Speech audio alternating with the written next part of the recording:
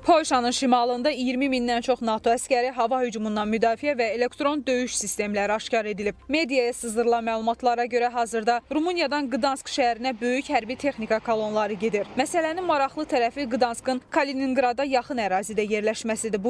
Bu isə NATOdan Rusiyaya birbaşa təhdid elementi kimi dəyərləndirilir. Qərb ekspertlərinin böyük qismi hesab eləyirlər ki, 3-cü Dünya müharibəsinə çevrilə biləcək böyük Avropa münaqişəsi NATO qüvvələrinin Kaliningrad bölgəsinə müdaxiləsi ilə başlaya bilər. Üstəlik, Müasir Siyasəti Öyrənmə İnstitutu hesabatında Litva, Polşa və Almaniyanın sözü gedən ərazini almaq istiqamətində müəyyən tədbirlər üzərində işlədiyini bəyan edib.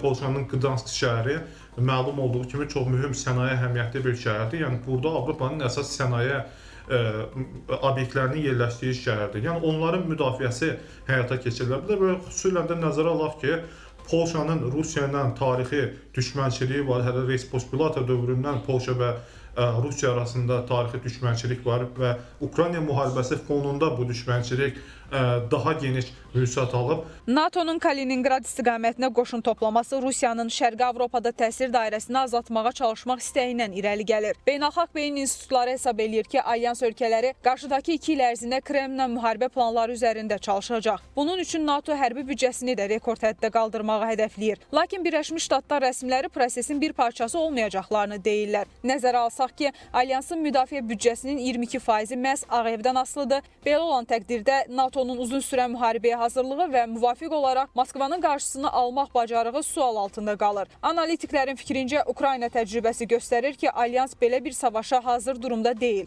NATO özü müdafiə blokudur. Yalnız Rusiya ilə münaqişəyə o zaman girəcək ki, Rusiya NATO üzvü olan ölkələrdən hansısa birinə hərbi təcavüz edəcək. O zaman NATO Nizamnaməsinin 5-ci maddəsinə görə NATO kollektiv olaraq həmən ölkəni müdafiə etməyə borcludur və o zaman geniş miqyaslı münaqişə başlaya bilər. Kreml NATO ilə müharibəyə hazırlaşmadığını bəyan etsə də, real addımları onu demir. Ekspertlər deyirlər ki, Ukraynadakı müharibə başa çatdıqdan sonra Rusiya qoşunları Baltikyanı ölkələrlə sərhəddə yerləşdirə bilər. Bunun üçün artıq Moskva və Leningrad hərbi dairələri yenidən qurulur. Üstəlik, Rusiya müdafiə sənayesi rekord göstəricilərə çatır. Almaniya kəşfiyyatının məlumatına görə Rusiya itkilərini sürətlə doldurur və müdafiə sənayesi ehtiyacından daha çox silah istehsal edir. Bundan başqa, NATO ilə sərhəddə silah və texnikanın 30-50% artırılacağı planlaşdırılır. Siyasi analitiklər deyirlər ki, Rusiyanın NATO ilə müharibəyə başlama ehtimalı 2028-2030-cu illər arasında yüksəkdir. Bu senari artıq real təhlükə kimi qiymətləndirilir.